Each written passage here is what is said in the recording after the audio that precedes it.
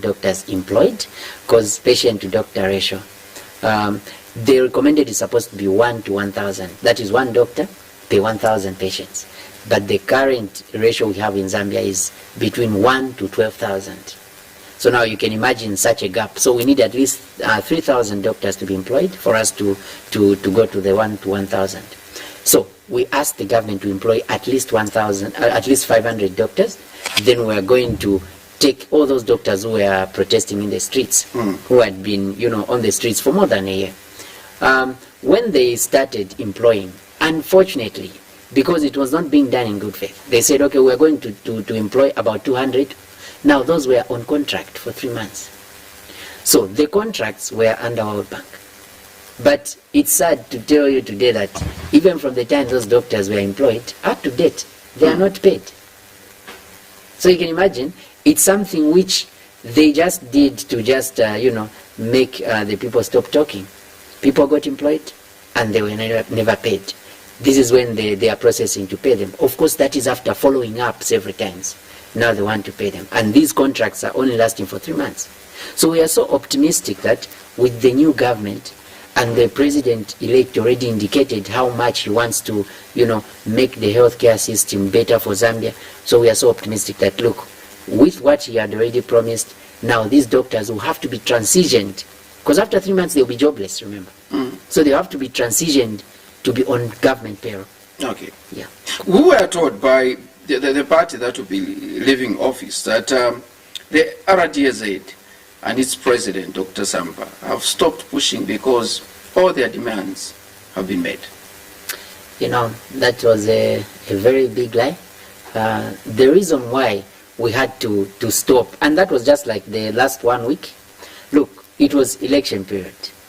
With what had already transpired, and we were so much engaged. Remember, RDAZ doesn't just deal with arrears, stating allowances and other things.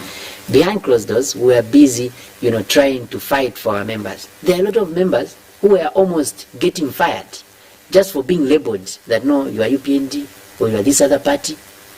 It was so bad. So we were still now fighting for those members behind closed doors. We were so much engaged that we got so busy. We didn't even realize that we went quiet because we were still engaging with the members.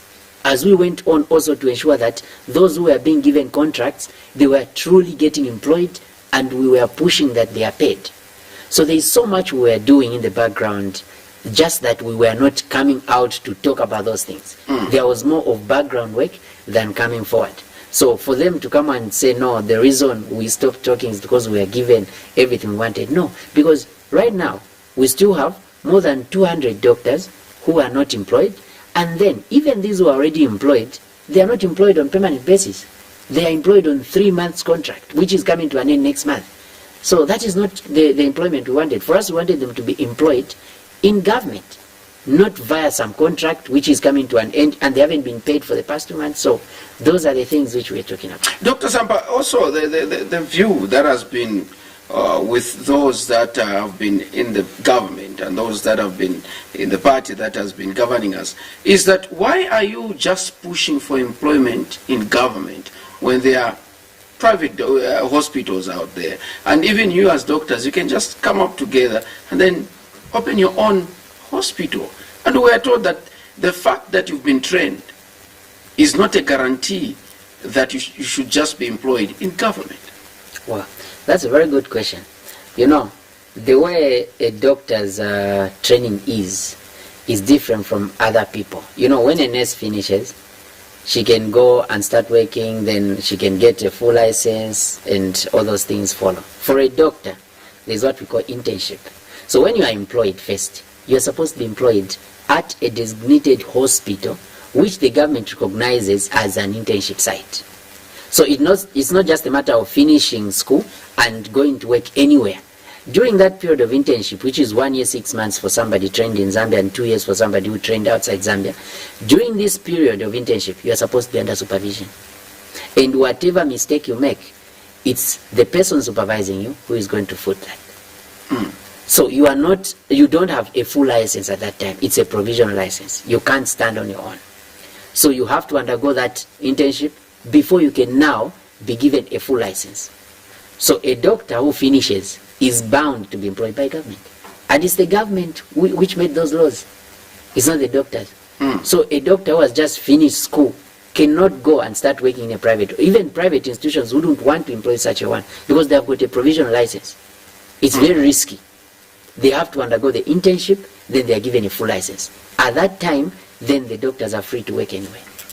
With now the president-elect and he'll be sworn in come Tuesday, what are the first demands? Because we realize, or we are told, that some of the demands that we've been making to the government that will be leaving office were not created by them. Some, they just inherited them.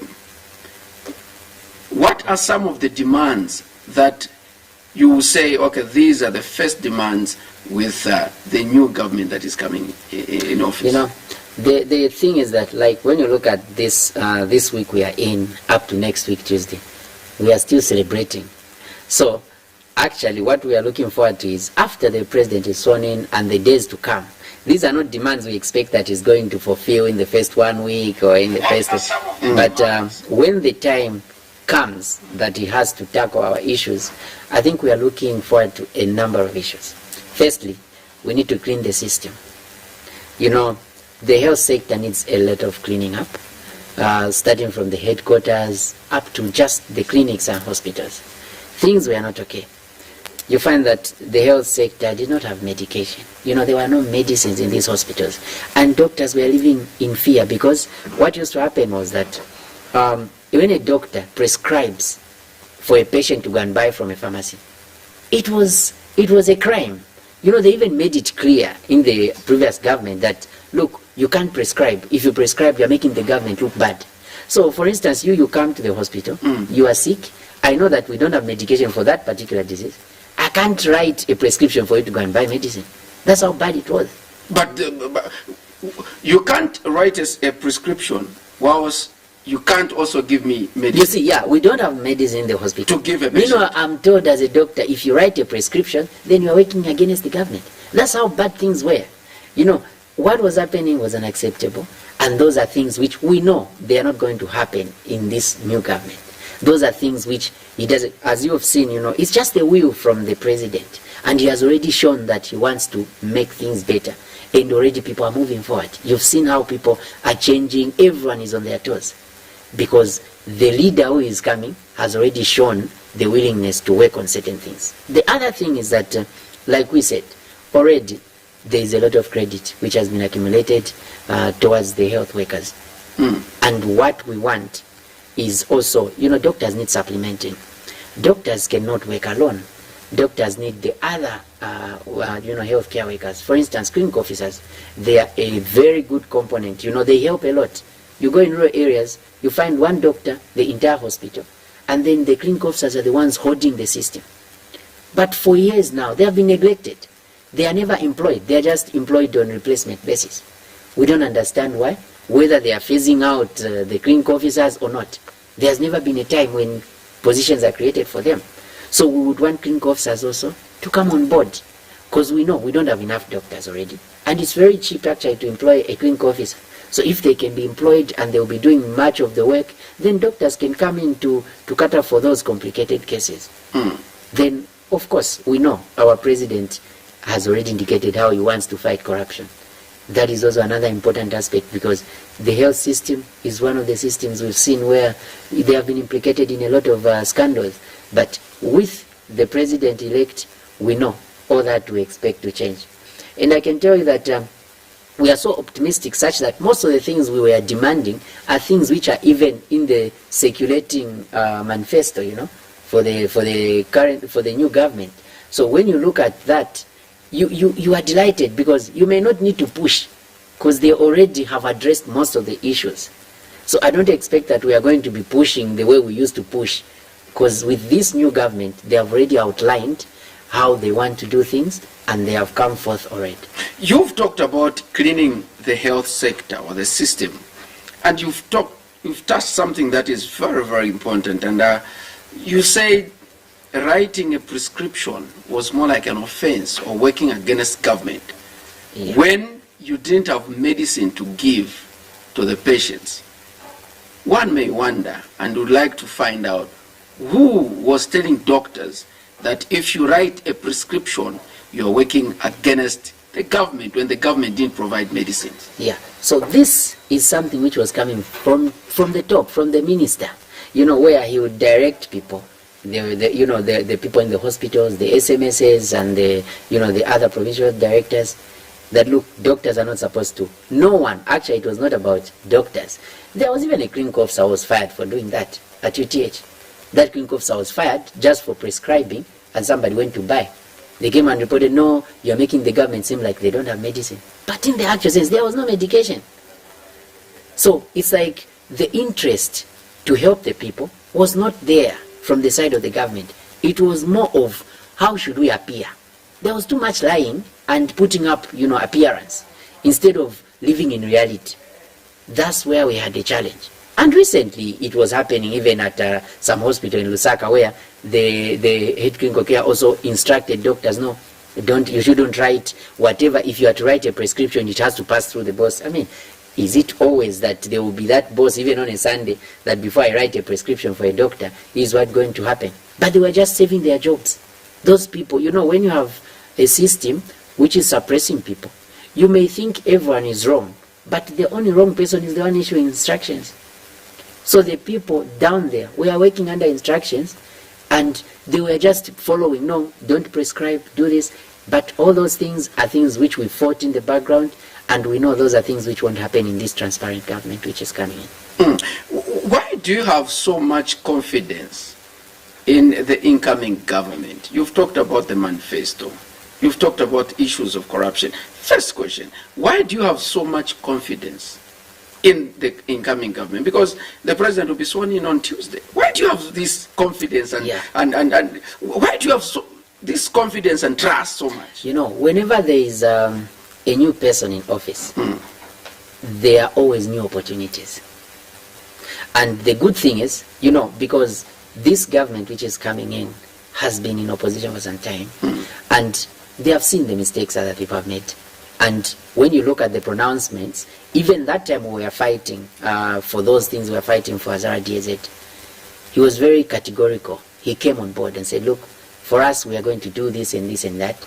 And there is that respect which we are expecting from, he has already, the other day, they mentioned how, and he assured us in the speech that was read last time, he gave a good speech where he assured civil servants that, civil servants will be civil servants. And like what was happening, it was really bad.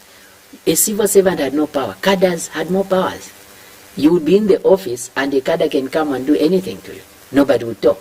But you've seen already. Look at the markets in Lusaka. They are already cleaned up of cadres. And the government, the local government has taken off. So we are expecting, because of what we are seeing, it's what is giving us hope. And we are so optimistic that things will be better. Before we conclude, any plans of you suing the government because of your unlawful dismissal? No, I have no plan of doing that. The reason is simple. Already the president had said you are on a leave. And then he's going to be sworn in very soon. So we are just optimistic. Most of these anomalies which were being done, when the right person comes in, they can't be done. And you feel the president-elect is the right person? I feel he's the right person. Your concluding remarks, Dr. Sampa, we have to go. No, I think to conclude, I just want to congratulate the president-elect and Madam Nalumango. And they should know that there are a lot of expectations out here, and we are optimistic that Zambia will see a brighter day. There you have it. This has been part one of the special interview. Coming up is Innocent Piri. He will be discussing with Anthony. Well, they have been discussing with Dr. Brian Sampa, and in finding out what are some of the expectations that the doctors as well as RDAZ, which is a Resident Doctors Association of Zambia, are expecting from the new government that will be ushered into office. The president will be sworn in on Tuesday. And there you have it, Dr. Brian Sampa, who is a fired doctor, was fired by the PF government, and said he's very, very much optimistic that most of their demands will be met by the incoming president or the president-elect, Mr. Hakainde Hichilema. My name is Kelvin Tabola, Chief Focal. Until next time, good night.